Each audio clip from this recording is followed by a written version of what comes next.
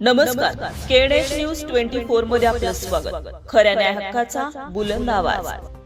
Pathardi police ठाण्यासमोर आई मुलाचा आत्महत्येचा प्रयत्न, गोंधळात एकाचा मृत्यू.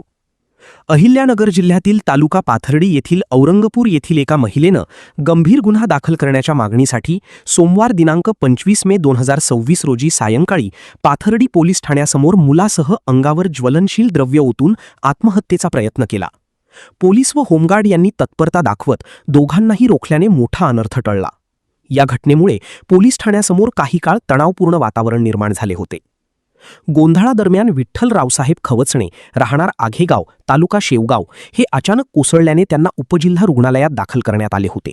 मात्र उपचारादरम्यान त्यांचा मृत्यू झाला असून फिर्याद दाखल करण्यासाठी आलेल्या व्यक्तीचा गुन्हा दाखल करण्यास टाळाटाळ व त्या व्यक्तीचा मृत्यू झाल्यामुळे पोलीस निरीक्षक विलास पुजारी यांच्या कार्यपद्धतीवर प्रश्नचिन्ह उपस्थित होत आहेत. केएनएच न्यूज 24 साठी प्रवीण गायकवाड.